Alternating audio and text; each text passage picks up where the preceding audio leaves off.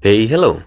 Balik lagi di channel Spoiler Moon. Dan kita akan lanjutkan lagi spoiler komik The Ultimate of All Ages.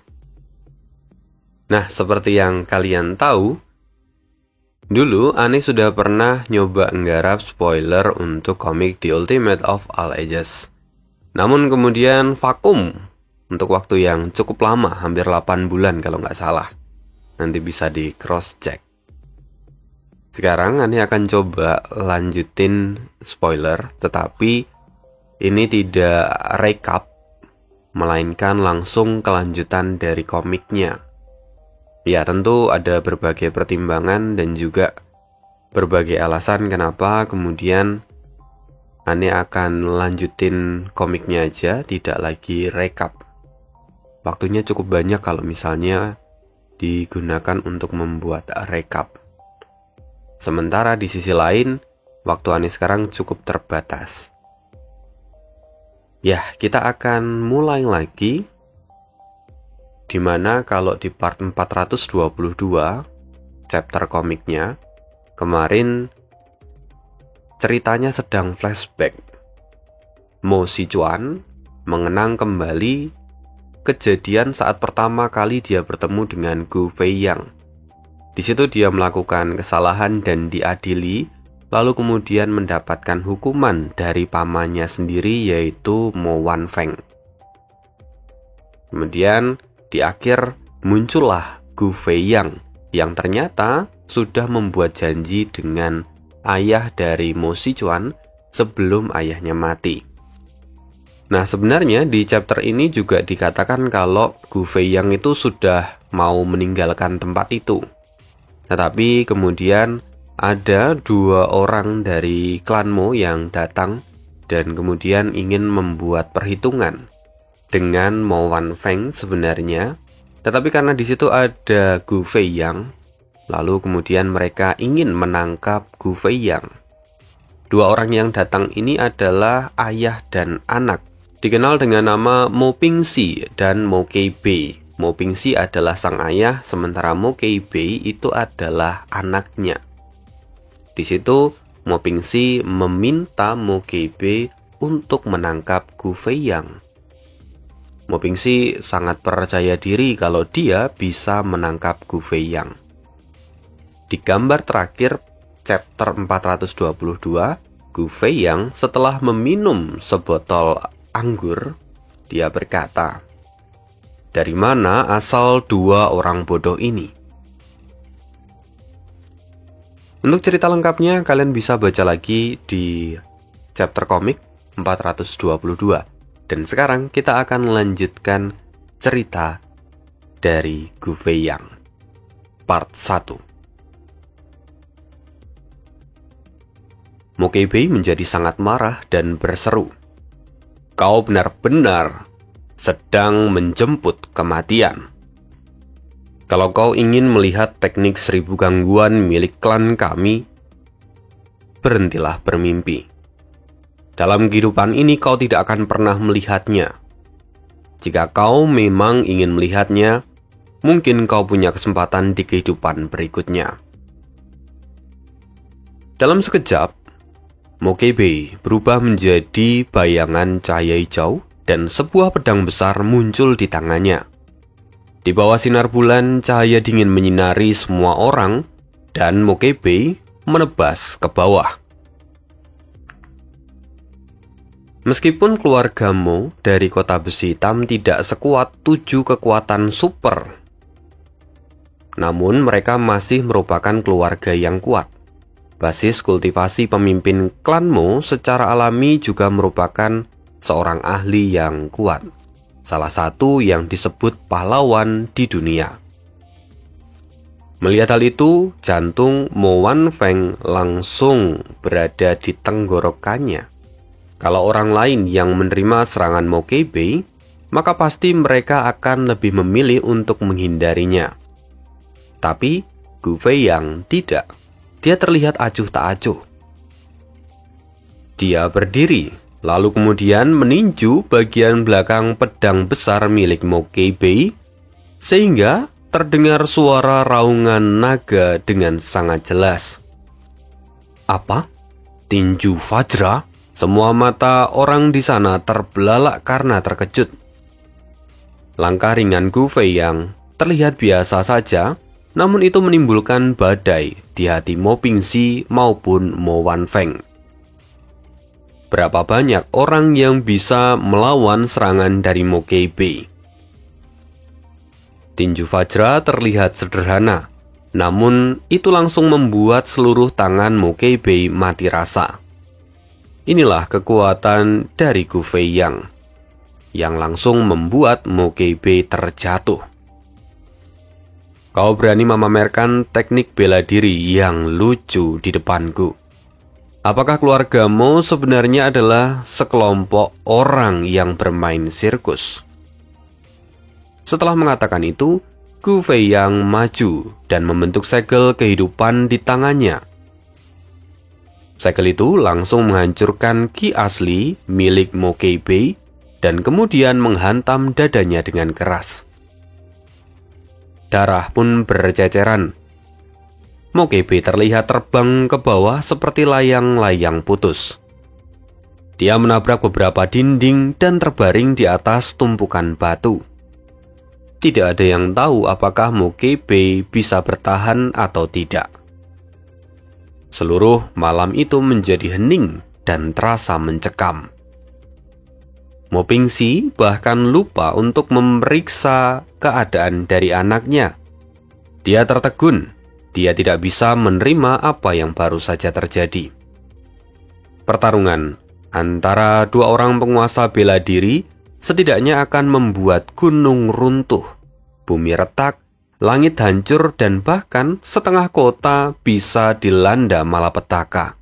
Mo Pingxi bahkan sebenarnya sudah bersiap untuk melepaskan sinyal dan mencegah dampak yang terlalu besar. Namun rupanya, putranya kalah dalam satu serangan. Gu Feiyang masih berdiri dengan tenang. Dia berkata dengan acuh tak acuh, apakah ada orang lain yang ingin melucu di sini? Semua orang terdiam. Akhirnya mereka menyadari apa yang sedang terjadi. Mo Pingxi pun mundur karena takut. Dia hampir kehilangan keseimbangannya. Sementara Mo Wanfeng tampak dipenuhi dengan keterkejutan dan matanya pun terlihat ketakutan. Mu Xiaojuan, dia benar-benar tercengang. Matanya terlihat kosong, namun kemudian disusul oleh tekad yang kuat dari dalam hatinya. Mu Xiaojuan harus mengakui bahwa orang ini adalah orang yang sangat kuat. Dan menjadi muridnya tentu adalah sebuah kehormatan.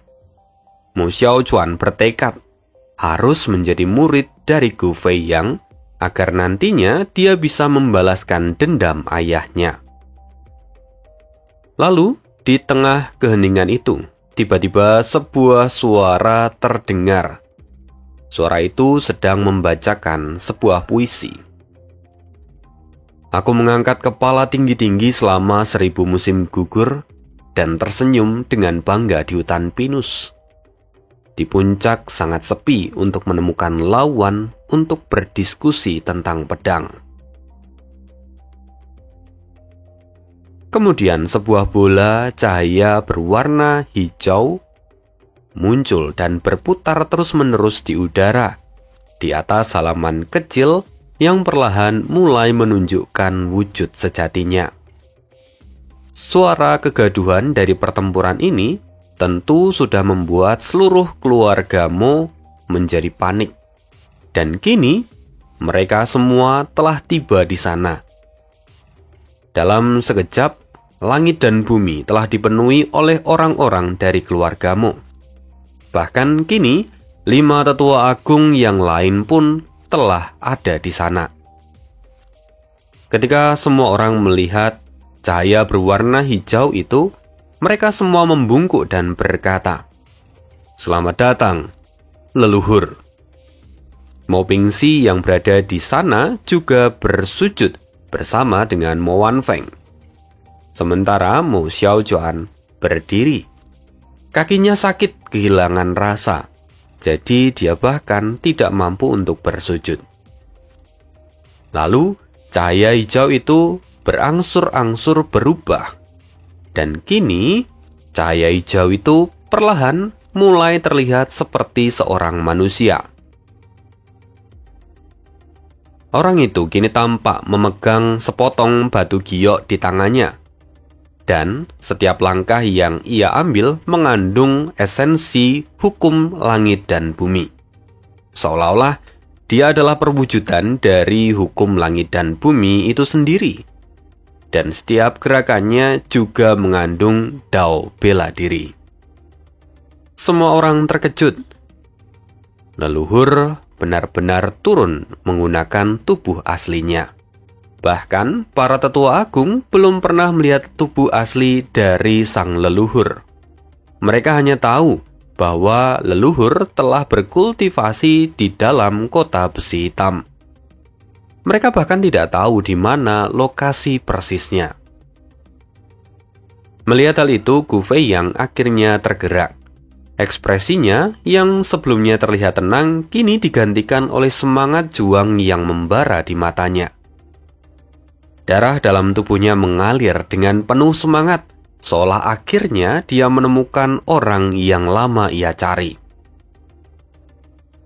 Aku mendengar bahwa kau meremehkan seni bela diri milik keluargamu. Dan kau juga mengatakan bahwa setelah Mo Dao Chen mati, tidak ada seorang pun di keluargamu yang bisa mengembangkan teknik 1000 gangguan. Hari ini, aku datang atas nama Mo Dao Chen untuk bertemu denganmu. Sang bintang yang sedang naik daun, Gu Feiyang. Semua orang terkejut. Mereka terlihat bermandikan keringat dingin. Kini tatapan mereka pada Gu Feiyang berubah, karena sang leluhur pun mengakui Gu Feiyang. Sementara itu Gu Feiyang tersenyum dan berkata, "Akhirnya ini menjadi menarik. Kau memang memenuhi syarat untuk bertarung atas nama Mo Dao Chen." Kata-kata yang sombong. Para anggota dari klan Mo yang ada di sana tentu menunjukkan ekspresi kesal dan tampak menggertakkan gigi. Bahkan Mo Pingxi berseru, "Apa yang membuatmu berpikir bahwa kau memenuhi syarat untuk melawan leluhur? Seharusnya kau sadar bahwa ini adalah sebuah kehormatan besar dalam hidupmu. Kau memiliki kesempatan untuk melihat tubuh asli dari leluhur." Kata-kata Mo Pingxi tentu hanya terdengar seperti omong kosong di telinga Gu Feiyang. Namun bagi seluruh keluarga Mo, itu adalah kebenaran. Semua orang menjadi sangat marah, dan mereka berpikir untuk menyerang Gu Feiyang.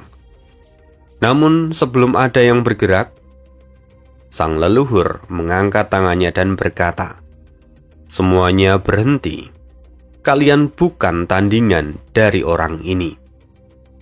Kata-kata sang leluhur terasa seperti air dingin yang dituangkan ke dalam hati setiap orang dari klan Mo.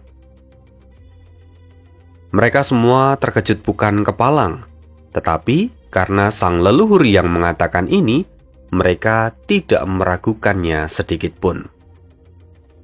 Sang leluhur memandang Gu Feiyang dan berkata, "Kau adalah junior kedua yang kulihat dengan bakat hebat selain Mo Dao Chen. Tunggu, bahkan mungkin aku harus mengatakan kalau bakatmu ada di atas Mo Dao Chen.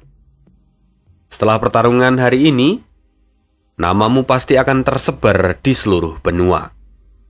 Mendengar itu, Gu Feiyang berkata, "Orang tua, kau benar-benar suka bicara omong kosong. Aku sudah tidak sabar lagi ketika aku bertemu dengan Mo Dao Chen di kota suci salju berkabut. Aku sungguh menyesal karena tidak bisa melihat teknik 1000 gangguan milik klan Mo. Hari ini kuharap kau akan menebusnya." "Tentu saja, mari kita lihat apakah kau bisa bertahan," kata sang leluhur. Kemudian sang leluhur mulai menggambar pola taiji di udara menggunakan tangannya. Lalu kekuatan surgawi yang begitu agung muncul dalam setiap gerakan. Sang leluhur adalah titik tertinggi dari seni bela diri milik klan Mo. Dan dia menunjukkan keterampilan yang sangat mengagumkan. Gaya pertama, teknik 1000 gangguan. Debu merah menatap bulan yang cerah. Pola taiji berubah menjadi dunia sekuler yang tak terbatas di bawah Gyeok-ruyi yang ada di tangannya. Malam yang tak berujung surut dalam sekejap mata dan berubah menjadi cahaya 7 warna yang bersinar terang. Di bawah cahaya 7 warna itu, semua warna memadat menjadi aliran cahaya yang kini terpancar ke segala arah. Wajah Gu Feiyang tampak serius. Dia tidak berani bertindak bodoh. Kelima jarinya mengepal. Dia memegang pedang di tangannya dan langsung menikam ke arah sang leluhur. Lagu pedang teratai hijau, 9 sirkulasi keagungan. Pedang Qi yang ada di tangan Gu Feiyang segera berubah menjadi 9 bunga teratai hijau yang satu persatu mulai mekar. Kemudian dia membentuk formasi dengan huruf-huruf kuno di udara. Gu Feiyang segera memblokir cahaya yang berasal dari gerakan sang leluhur. Lalu dalam sekejap, Gu Feiyang mengubah arah pedangnya dan pedang panjang yang ada di tangannya tiba-tiba menghilang. Dia kembali membentuk mantra pedang dan menunjuk ke langit. Di malam yang gelap, ribuan bintang jatuh seperti hujan dan berubah menjadi pedang bintang yang sangat besar. Pedang itu menebas tongkat Gyeok-ruyi yang dipegang oleh sang leluhur. Langit berbintang abadi, menghilang dalam sekejap. Teknik pedang penghancur bintang. Melihat itu, ekspresi sang leluhur berubah drastis. Dia segera memutar Gyeok-ruyi yang ada di tangannya. Lalu taiji kembali berputar. Ikan yin yang melayang di antara kedua lengannya dan Gyeok-ruyi berubah menjadi pedang Gyeok. Pedang itu menyapu semua cahaya yang mengalir dan menusuk ke arah pedang penghancur bintang milik Gu Feiyang. Kedua jurus saling berbenturan, dan itu membuat semua orang ketakutan. Kedua pedang Qi berbenturan di udara, dan seluruh dunia berubah menjadi lautan pedang. Semua orang bermandikan niat pedang tertinggi, seolah-olah hanya ada cahaya pedang yang tersisa di dunia. Bahkan ada beberapa orang yang menerobos kemacetan yang telah membelenggu mereka dalam waktu yang lama berkat esensi dari niat pedang ini. Mereka semua terkejut berulang kali, seolah mereka mendapatkan pencerahan. Tak lama setelah itu, suara sang leluhur kembali terdengar. Mari hentikan ini. Kalau kita lanjutkan, maka kota besi hitamku akan hancur sepenuhnya. Setelah mengatakan itu, lalu cahaya pedang yang sebelumnya memenuhi langit secara bertahap menghilang. Lalu pada akhirnya malam pun kembali normal. Pakaian Gu Feiyang masih tampak seputih salju dan dia berdiri dengan bangga di langit. Pedang penghancur bintang yang ada di tangannya berubah menjadi bintik-bintik cahaya dan menghilang. Gu Feiyang pun mengangguk dan berkata, "Orang tua, teknik 1000 gangguan milik klanmu memang tidak buruk. Namun, kalau kultivasimu tidak lebih tinggi dariku, teknik ini tidak akan lebih baik daripada teknik pedangku." Maksudnya, kalau misalnya kekuatan mereka setara, maka sang leluhur pasti kalah dari Gu Feiyang. Mendengar itu, orang-orang yang ada di sekitar sana terkejut. Mereka kehabisan kata-kata. Kini mata mereka telah terbuka lebar. Dua jurus yang baru saja mereka saksikan pada dasarnya adalah gerakan yang tak terkalahkan. Terlebih, setelah Gu Feiyang mengatakan semua itu, semua orang lebih dibuat terkejut. Karena Gu Feiyang mengklaim bahwa dia bisa mengalahkan leluhur kalau level kultivasi mereka setara. Kini semua orang melihat ke arah leluhur, dan sang leluhur terdiam cukup lama sebelum akhirnya menghela nafas panjang. Dia berkata, "Dalam beberapa tahun, aku tidak akan menjadi tandinganmu. Kau memang luar biasa." Kalimat itu seperti batu besar yang dilemparkan ke arah danau dan menyebabkan riak yang besar. Tidak ada seorang pun di keluarga Mo yang berani mempercayai kata-kata ini. Namun, karena sang leluhur yang mengatakan itu, tentu mereka tidak bisa membantahnya. Bahkan para tetua agung pun tercengang. Bagaimanapun, leluhur adalah pilar dari keluarga Mo. Dalam hal senioritas, dia bahkan jauh lebih tinggi daripada para tetua agung. Dan di dunia saat ini, bahkan para ahli di tempat suci dan master dari Sekte 7 Negara Adidaya tidak berani mengatakan bahwa mereka dapat mengalahkan sang leluhur. Namun sekarang, leluhur justru mengatakan bahwa dia tidak akan bisa menjadi tandingan dari seorang pemuda hanya dalam waktu beberapa tahun. Artinya sang leluhur pun mengakui sekuat apa Gu Feiyang. Ini semua orang dilanda kehebohan. Dia terlalu kuat. Sementara Mo Xiaochuan memiliki pikiran yang berbeda. Aku harus menjadikan orang ini sebagai tuanku. Hanya dengan begitu, maka aku bisa melampaui ayahku dan mengalahkan semua musuhku. Segera Mo Xiaochuan bersujud dan berkata, "Tuan, saya mohon, tolong terima saya menjadi muridmu." Mo Pingxi melihat itu dan dia langsung marah. Dia berseru dengan suara dingin, "Sebagai seorang murid dari klan Mo, kau benar-benar tidak tahu malu mengakui orang ini sebagai tuanmu. Kemarilah dan aku akan memberimu pelajaran." Sementara Mo Wanfeng, dia tampak serius dan kemudian melangkah maju serta berlutut. "Tuan Gu Feiyang, tolong bawa Xiaochuan pergi demi persahabatan yang Anda miliki dengan ayahnya." Mendengar itu, tentu seluruh keluarga Mo gempar. Mo Wanfeng adalah tetua agung, namun dia berlutut di depan Gu Feiyang. Sementara itu, para tetua agung yang lain kini tampak marah atas apa yang dilakukan oleh Mo Wanfeng. "Mo Wanfeng, seharusnya kau memperhatikan statusmu," seru Mo Pingxi. Sementara itu, Gu Feiyang tampak mengetuk kepalanya dan berkata, Kau telah memberiku masalah yang sulit kali ini. Aku tidak memiliki banyak hubungan dengan Mo Daochen. Aku hanya ingin bertukar pukulan dengannya, karena dia punya kekuatan yang tidak biasa. Sementara itu, bakat anaknya sungguh menyedihkan. "Tuan, tolong bawa aku.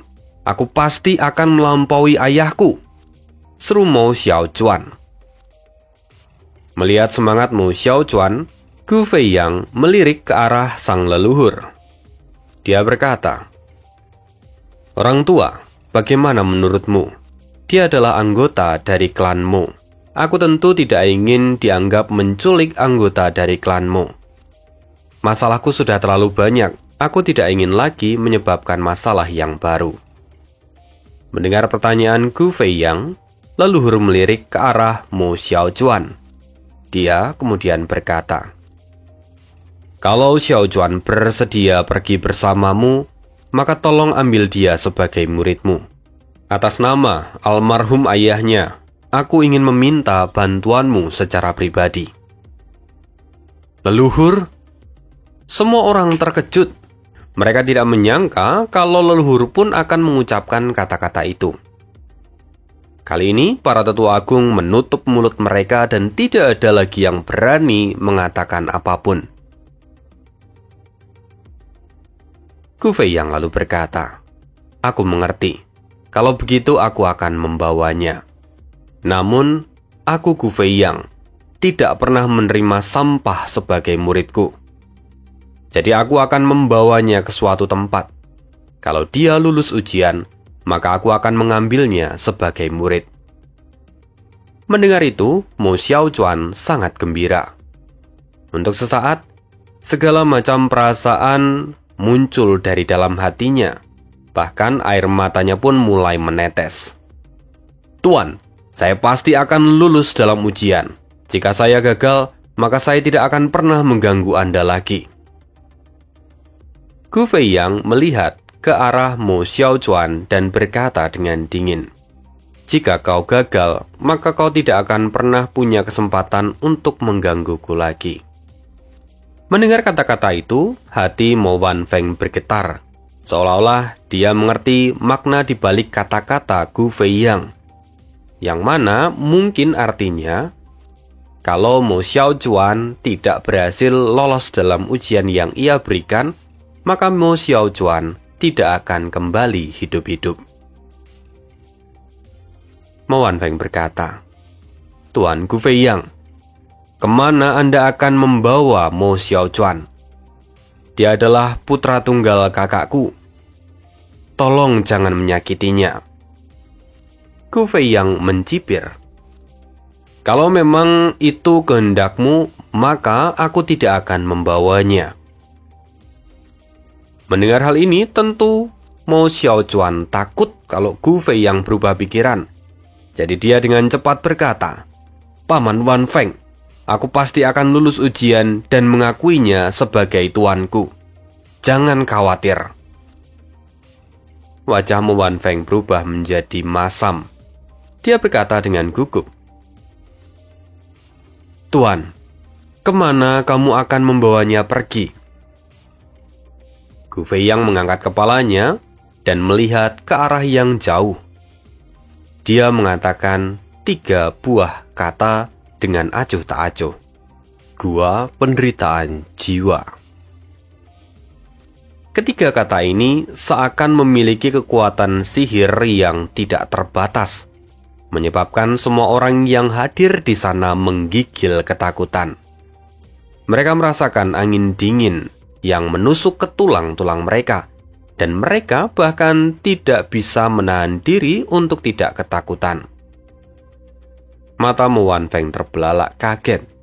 Ia melihat ke arah Gu Feiyang dan Mo Xiaochuan.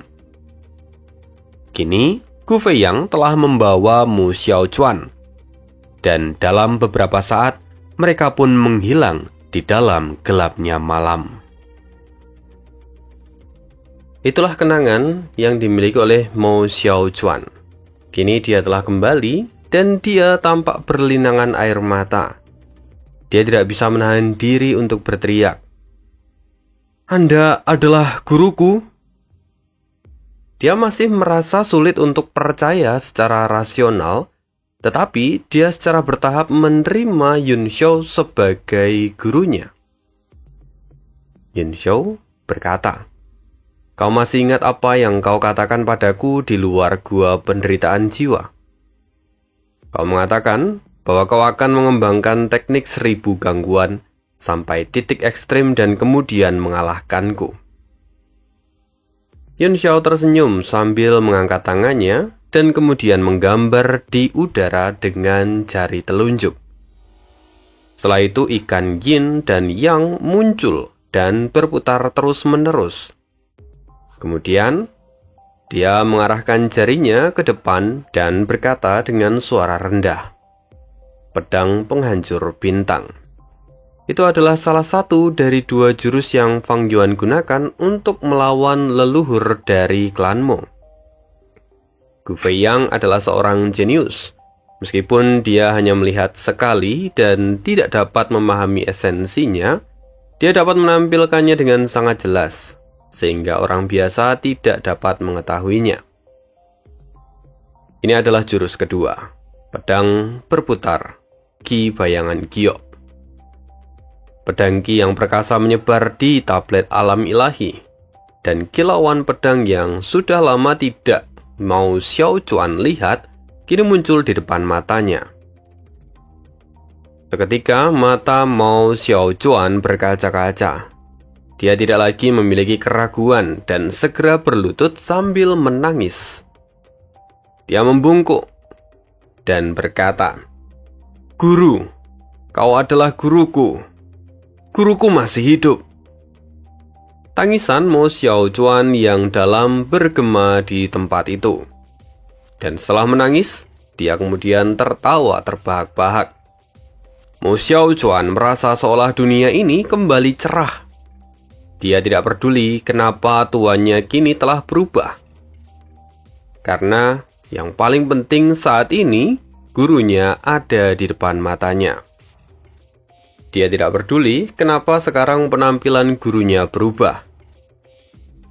Karena baginya yang penting bahwa tidak ada apapun di dunia ini yang dapat menghentikan gurunya. Saya tahu bahwa tidak ada apapun di dunia ini yang bisa membahayakan guru. Yun Shou tersenyum pahit. Jangan mengatakan itu seolah-olah mudah. Aku dulu hampir mati dan kemudian tiba-tiba jiwaku terlahir kembali secara kebetulan. Yun Shou memberitahu Mo Xiao Chuan secara singkat apa yang terjadi selama bertahun-tahun yang lalu. Dan itu sangat mengejutkan.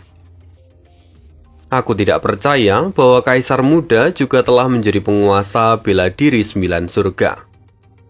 Guru, karena kamu telah terlahir kembali, kenapa kamu tidak pergi menemui para senior? Kekuatan mereka tentu saja cukup untuk membantumu memulihkan kekuatanmu dengan cepat. Yun Shou lagi-lagi tersenyum pahit. Mereka semua sangat cakap. Aku bahkan tidak dapat menemukan mereka meskipun aku menginginkannya. Selain itu, yang penting, kenapa kau bisa dirasuki oleh roh manifestasi dari esensi kristal emas api selatan? Seketika wajah Mo Xiao Chuan berubah lagi. Jika bukan karena guru, aku takut bahwa aku akan mati di tempat ini dan menjadi budak dari roh jahat itu untuk selamanya. Cerita ini cukup panjang. Ketika itu, aku telah meninggalkan guru dan kembali ke keluargamu di kota besi hitam. Para tetua agung mewariskan seni 1000 jangkrik kepadaku dan mengatakan kepadaku bahwa aku tidak boleh membalas dendam kepada musuh-musuhku sampai aku bisa mengembangkan teknik ini sampai ke puncaknya. Aku juga dikirim berkultivasi di daerah terlarang dengan ketenangan pikiran. Di bawah bimbingan leluhur, teknik 1000 jangkrik juga berkembang dengan sangat cepat. Oh, jadi begitu. Aku mengerti sekarang. Dulu aku mendengar bahwa kau dipenjara di kota besi hitam. Aku mencoba memikirkan alasannya. Dengan bakatmu, bahkan jika kau berhasil menerobos ke alam bela diri tertinggi, klanmu tidak akan mewariskan seni rahasia apapun kepadamu. Tapi kau adalah pengecualian, karena kau telah melewati gua penderitaan jiwa. Ini cukup untuk menutupi kekurangan bakatmu. Para tetua agung dari klanmu pasti dengan sengaja menahanmu di daerah terlarang untuk menghindari ketidakpuasan semua orang. Lalu mengumumkan bahwa kau dikurung di sana. Mo Xiao Chuan mengangguk dan berkata, "Apa yang guru katakan sungguh tepat. Setelah aku kembali ke keluargamu, aku hanya pergi menemui Paman Wan Feng dan tidak bertemu dengan orang lain. Kemudian, aku pun langsung pergi ke daerah terlarang. Leluhur pun setuju mengajariku setelah aku memintanya beberapa kali. Dan setelah itu, aku mengasingkan diri selama 10 tahun. Mo Xiao Chuan melanjutkan, "Setelah itu, Aku mendengar bahwa adik laki-lakiku, Hua Yuan, telah menyinggung seorang ahli di wilayah suci. Dia diasingkan ke kota api selatan. Aku khawatir kalau dia akan berada dalam bahaya. Jadi, aku melawan keinginan leluhur dan kemudian keluar dari pengasingan. Pada saat itu, aku juga mendengar bahwa guru telah meninggal selama 10 tahun. Mendengar itu, Yun Xiao mengangguk. Ya, berita itu benar. Karena tidak lama setelah kita berpisah, aku pergi ke pegunungan Tiandang untuk melakukan sesuatu. Aku tidak menyangka kalau kau akan berada di sini. Setelah itu wajah Yun Xiao pun terlihat berubah menjadi sangat serius, seolah-olah ada sesuatu yang sedang ia sembunyikan. Mo Xiaochuan melihat itu dan dia secara alami tahu temperamen dari gurunya. Oleh karena itu, Mo Xiaochuan tidak menanyakan apapun, karena kalau Yun Xiao mau bercerita maka dia akan mengatakannya, sementara kalau dia tidak ingin menceritakan itu, maka dia juga tidak akan mengatakannya. Lalu Mo Xiaochuan melanjutkan, aku mengetahui hal ini dari musuh. Hua Yuan telah diawasi sejak dia meninggalkan wilayah suci. Dan ketika aku tiba di kota api selatan, dia berada dalam bahaya. Dalam pertempuran itu, aku membunuh 3 orang penguasa bela diri musuh karena marah. Dalam pertempuran itu juga, aku mengetahui bahwa guru telah meninggal. Aku sangat marah sehingga pada akhirnya aku terluka parah. Kau terluka parah? Apa itu karena kau diracuni oleh racun Yin Qi dingin dari daerah utara? Yun Xiao tampak mengerutkan kening. Mo Xiaochuan tampak marah. Dia mengangguk dan berkata, benar, itu adalah Yin Qi dingin dari daerah utara. Sebenarnya ada seorang ahli dari istana kegelapan Beiming yang bersembunyi di antara musuh-musuhku. Ketika dia memperoleh kesempatan, dia langsung menyuntikkan ki sejati ke dalam tubuhku. Dan aku kesulitan untuk menyingkirkan ki sejati itu. Hua Yuan telah menggunakan semua jenis obat untuk membantuku menekan cedera yang kualami. Tetapi itu hanya bisa mencegahnya agar tidak lebih buruk. Situasi terus berlanjut selama lebih dari 1 tahun. Kemudian, 4 tahun yang lalu, ketika Hua Yuan meminta sejumlah besar ramuan obat yang berharga dari kamar dagang angin puyuh, secara tidak sengaja dia mengungkapkan masalah yang kuhadapi. Hua Yuan pada akhirnya menyerahkan aku pada Gaolin dan membawaku ke dalam labirin. Pada titik ini, wajah Mo Xiaochuan tiba-tiba menunjukkan rasa takut. Dia berkata dengan sungguh-sungguh, saya juga mengerti tujuan Gaolin setelah memasuki labirin. Dia juga ingin menggunakan aku untuk menemukan tambang. Hal ini awalnya bukan masalah yang besar.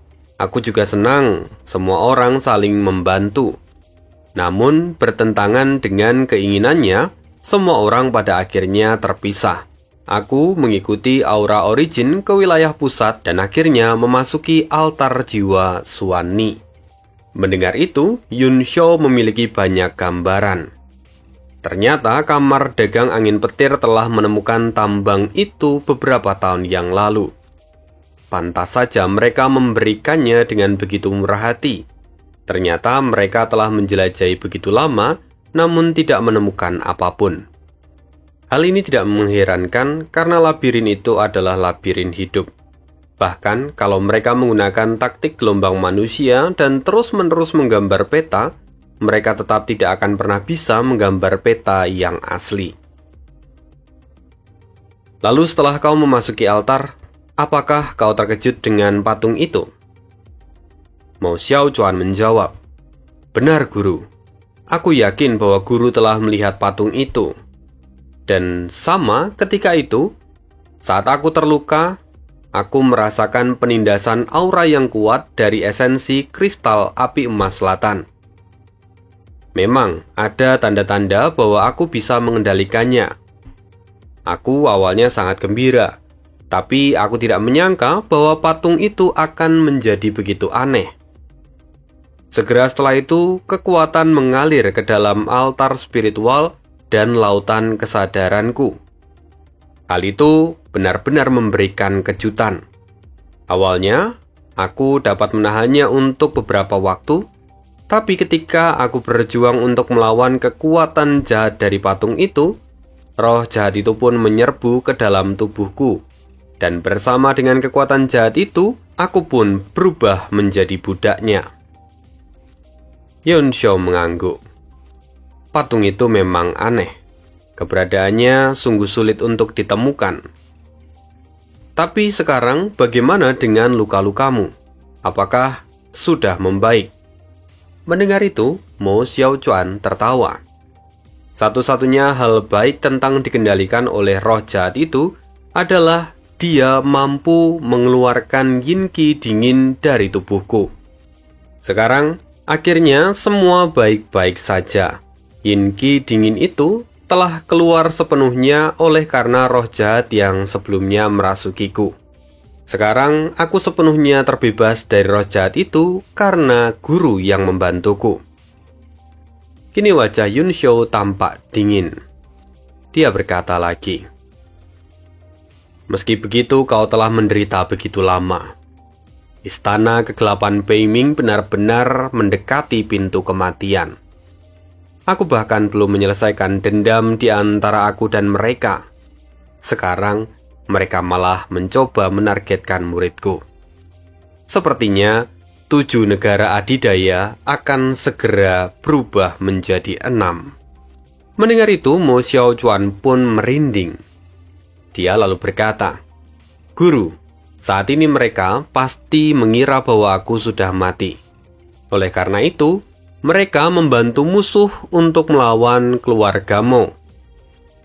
Dengan kekuatan guru saat ini, guru juga tidak bisa mengungkapkan identitas guru, dan guru tidak dapat menentang istana kegelapan karena itu terlalu berbahaya. Kalau Anda tetap melakukannya, itu sama dengan bunuh diri." Yunsho mengerti dan berkata, "Jangan khawatir, aku tahu apa yang aku lakukan. Bahkan sekarang, hanya ada beberapa orang di istana kegelapan Beiming yang bisa membunuhku." Yunsho saat ini memiliki tablet alam ilahi, kartu truf yang paling besar di tangannya. Dia bisa bersembunyi dan tetap baik-baik saja selama ada di dalam tablet itu. Kalaupun Yunsho sampai terdesak, dia dapat bersembunyi di dalam tablet alam ilahi dan tidak akan ada yang bisa mengalahkannya. Kecuali kalau mereka berada di puncak alam kaisar bela diri. Sama seperti Li Huaqi yang telah mematahkan alam dengan kekuatan musik dan membawa Mengbu dan kakaknya pergi. Kalau tidak mungkin bagi kaisar bela diri yang lain untuk menembus tablet alam dewa milik Yunsho. Mo Xiaochuan berkata lagi, "Guru, dengan senjata transenden ini, hanya masalah waktu sebelum Anda akan menyelesaikan skor dengan istana kegelapan Beiming." Yunsho pun tersenyum. "Tapi aku akan mengurusnya nanti. Sekarang masih ada arus bawah di alam surgawi yang harus kita pikirkan. Aku khawatir akan ada badai besar yang akan segera tiba. Lantas sekarang, apakah kau akan kembali ke kota besi hitam atau kau akan tetap tinggal bersamaku?" Mo Xiaochuan tertawa. "Tentu saja aku akan tetap berada di sisi guru. Aku sudah memiliki pemahaman yang jelas tentang teknik keluargamu. Yang kurang dariku hanyalah kedewasaan dan pengalaman. Selain itu, aku juga akan tetap di sisi guru untuk melindungimu. Sekarang guru hanya seorang Grandmaster bintang 8.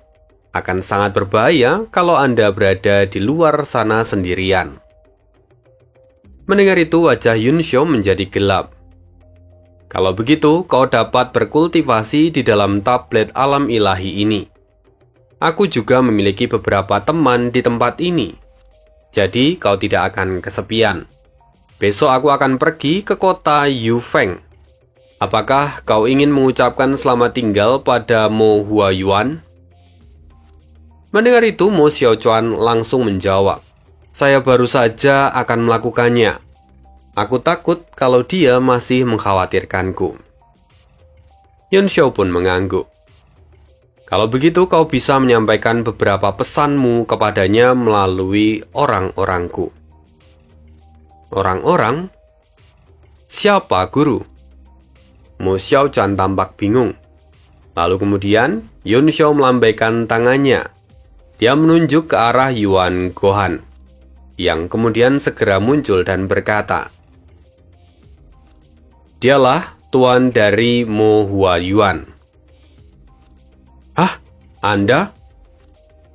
Jadi Anda adalah tuan Yuan Gohan?"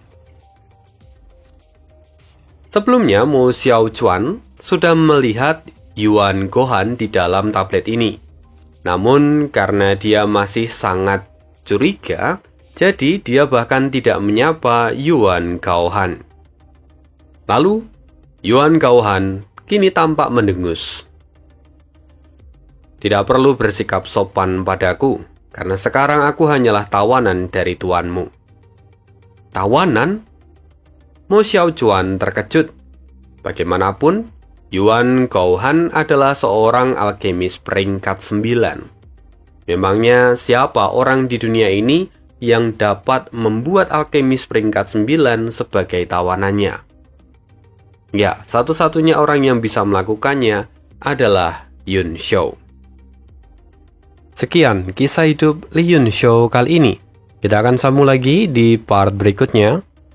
Semoga nanti spoiler untuk The Ultimate of All Ages berjalan lancar. Kalau misalnya rekan-rekan mau memberikan dukungan dan support, boleh banget via link yang ada di kolom deskripsi. Agak aneh bedakan dengan yang biasa supaya nanti aneh bisa melihat siapa saja sih yang kemudian sangat mensupport untuk spoiler dari komik The Ultimate of All Ages. Thank you, see you again dan bye.